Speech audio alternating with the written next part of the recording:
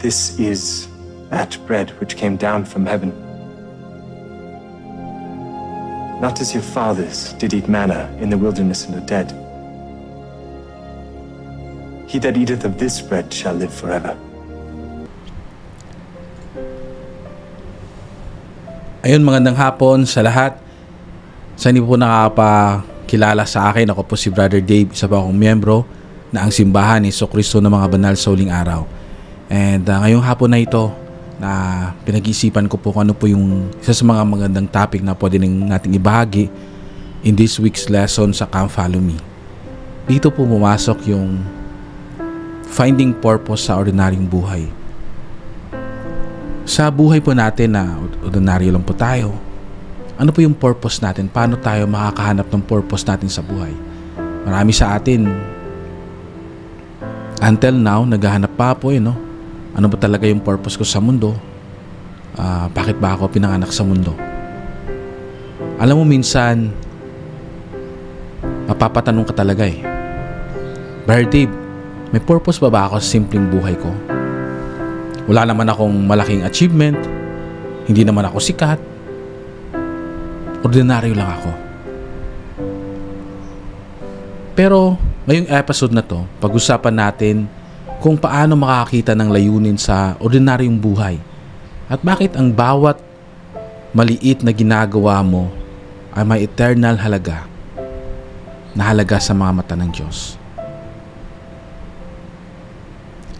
Alam mo kapatid, sa mundo ngayon, parang ang sukatan ng halaga ay kung gaano ka kasikat, kalaki ng bahay mo, kadami ng followers mo. Pero sa Diyos, hindi viral ang mahalaga. Ang mahalaga sa Kanya yung faithful, ang tinitingnan niya. Sabi nga sa Doktrina at Mga Tipan, section 64 verse 33, kaya't huwag kayong mga pagod sa paggawa ng mabuti, sapagkat kayo ay naglalatag ng pundasyon ng isang dakilang gawain, at mula sa maliliit na bagay ay lumalago ang malalaki. Grabe no? Yung simpleng kabutihan mo, yung pagtulong mo sa kaklase, yung pangiti mo sa kasama mo sa trabaho, yung pagiging tapat mo kahit walang nakakakita, ginagamit yan ng Diyos. May kwento ako.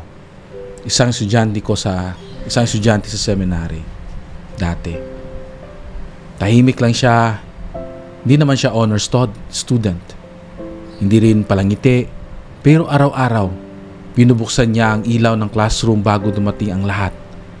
Minsan tinanong ko siya bakit mo ginagawa yan? Sabi ko sa kanya.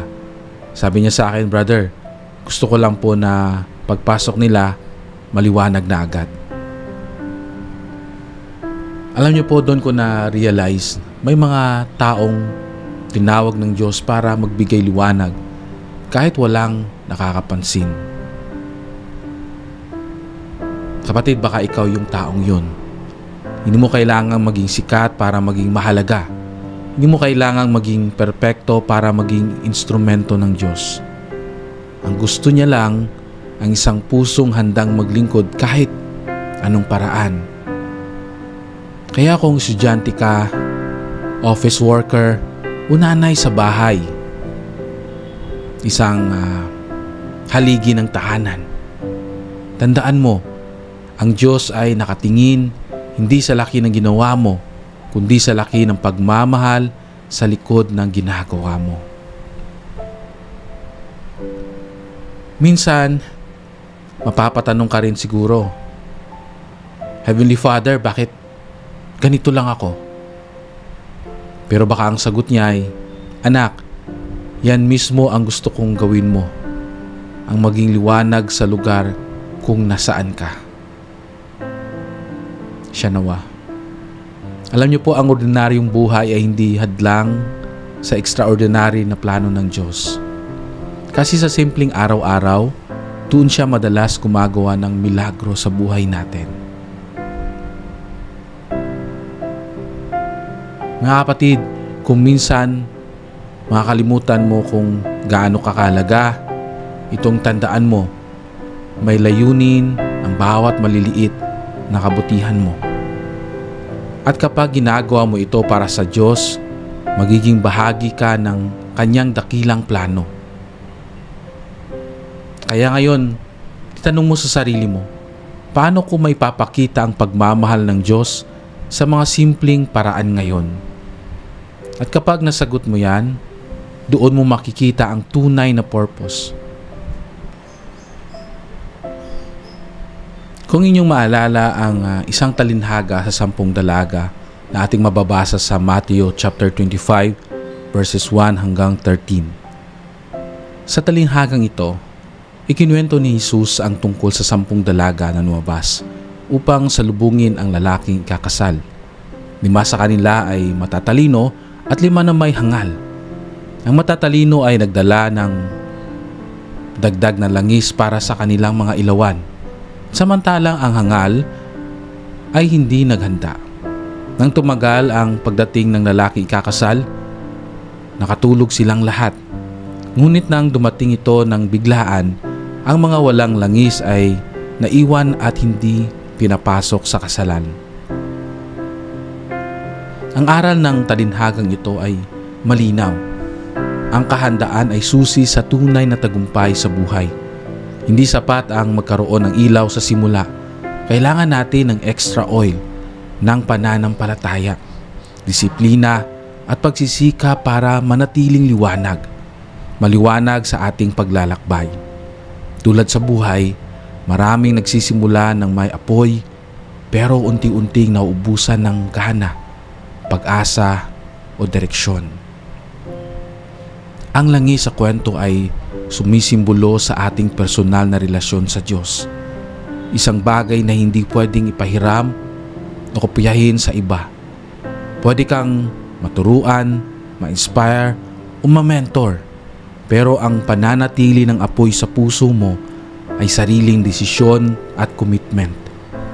Ang paghahanda ay hindi isang biglaang aksyon, kundi araw-araw na pagpili na manatiling tapat kahit walang nakakakita. Personal kong napagtanto na sa panahon ngayon, napakadaling maligaw ng layunin. Lunod tayo sa trabaho, social media at ingay ng mundo. Kaya minsan, nakakalimutan nating maghanda para sa mga bagay na tunay na mahalaga. Ang ating kaluluwa at relasyon sa Diyos, tulad ng mga hangal na dalaga, minsan gusto nating maghabol kapag huli na. Pero ang paalaala ng ating Panginoon, maganda kayo sapagkat hindi ninyo alam ang araw ni ang oras. Kaya sa mga tagapakinig, kung pakiramdam mo ay ordinaryo ka lang sa buhay, tandaan mo, bawat araw ay pagkakataon para maghanda sa mga pagpapalang darating. Sa bawat dasal, kabutihan at pananampalatayang pinanatili mo, pinupuno mo ang lampara ng buhay mo ng langis ng pag-asa. At kapag dumating ang sandaling kailangan mong magliwanag para sa iba, hindi ka mauubusan ng ilaw. Una, kilalanin mo kung nasaan ka sa iyong spiritual na lakbayin. Huwag mong ikumpara ang iyong lampara sa iba. Ang bawat isa ay may sariling bilis, sariling pagsubok, at sariling sukat ng pananampalataya. Sabi sa Galatia chapter 6 verse 4, siyasatin ng bawat isa ang sariling gawa, at kung maayos, may karapatan siyang ipagmalaki ito nang hindi ikinukumpara sa iba. Pangalawa, magkaroon ka ng disiplina sa iyong pananampalataya. Tulad ng mga matatalinong dalaga, hindi nila hinintay na mapagod muna bago maghanda. Sa ating buhay, disiplina ang tulay sa pagitan ng layunin at katuparan. Maglaan ng oras sa pagdarasal, pagbabasa ng banal na kasulatan, at paggawa ng mabuti. At pangatlo, alamin ang iyong why. Tanungin mo ang sarili, bakit ko ginagawa ang ginagawa ko? Kung trabaho man ito, pag-aaral o paglilingkod. Kapag naunawaan mo na ito ay bahagi ng plano ng Diyos, mas nagiging magaan at makabuluhan ang lahat. Sabi nga sa Colossus chapter 3 verse 23, ano mang inyong ginagawa, gawin ninyo ng buong puso na parang sa Panginoon at hindi sa tao. Pang-apat, magtiwala sa proseso ng Diyos.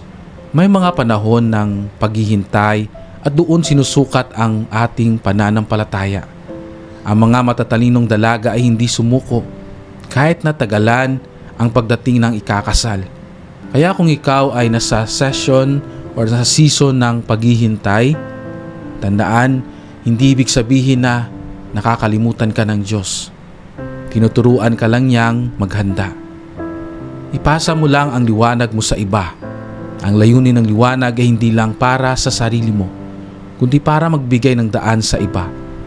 Tulad ng sabi sa Matthew chapter 5 verse 16, sinabi ni Jesus, lumiwanag din naman ang inyong ilaw sa harap ng mga tao upang makita nila ang inyong mabubuting gawa at luwalhatiin ang inyong Ama na nasa langit.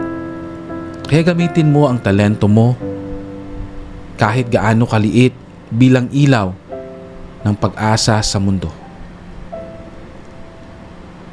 Mga kapatid, sa panahon ng takot, pagod at kawalan ng direksyon, huwag nating kalimutan ang langis ng pananampalataya.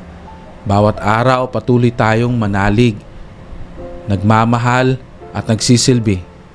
Ay araw na pinupuno natin ang ating lampara ng liwanag na nagmumula sa Diyos. Huwag tayong maghintay na dumating ang kadiliman bago maghanda. Maganda tayo habang may oras pa. At sa pagkatapos ng ating episode na to, naway patuloy mong makita ang layunin ng Diyos sa bawat maliliit mong ginagawa. Tandaan mo, mga kapatid, hindi mo kailangang maging sikat o mayaman para maging makabuluhan. Kailangan mo lang maging tapat at handa.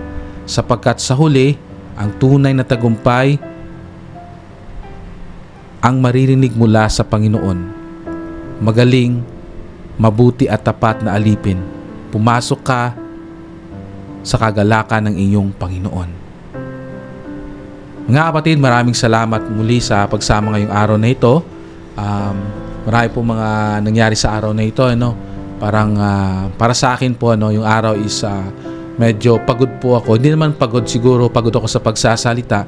Kasi alam naman natin yung trabaho natin na buong araw tayong magtuturo. And ako'y nagpapasalamat sa ating Ama sa Langit dahil binigyan niya ako ng extra panalakas para makapagbahagi po sa inyo. And alam ko po na minsan nakakapagod yung buhay, pero parte lang po yun. Ibig sabihin, pag napagod po tayo, ibig sabihin po nag-work po yung ginagawa po natin. Alam niyo po yun.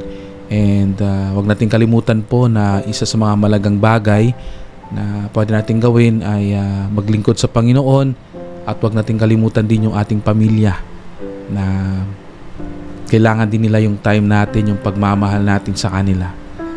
Pag na-feel niyo po ngayon parang ordinaryong tao lang tayo, ordinaryong tao ka lang, na feeling mo parang wala kang part sa mundo, gusto kong sabihin sa iyo na tulad ng 5 matatalinong birhen na nag-impok sila ng meron silang extra na oil para sa sarili nila, na kung saan makita natin yung paghahanda. Hindi mo kasi alam kung kailan ka tatawagin, hindi mo alam kung ano pa yung plano ng Diyos sa'yo, pero maghintay lang tayo sa panahon. Di ba, natagalan sila nga sa pag-aantay, nakatulog sila.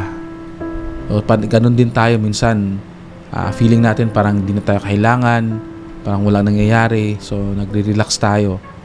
Pero mag-build tayo ng oil sa sarili natin. Ito yung paglilingkod sa kapwa, pananatili na tapat, at pag-aaral sa salita ng Diyos. At the time na tama na tatawagin tayo, masabi natin, meron akong extra oil dito para gamitin ko sa paglilingkod. Ito na yung tamang panahon. Sabi nga nila, yung tamang oras. Mga kapatid, alam kong mahal na mahal tayo ng ating Ama sa Langit, and always siyang mindful para sa atin. At alam kong lahat ng ito ay totoo na may papasalamat sa pangalan ni Jesucristo. Amen.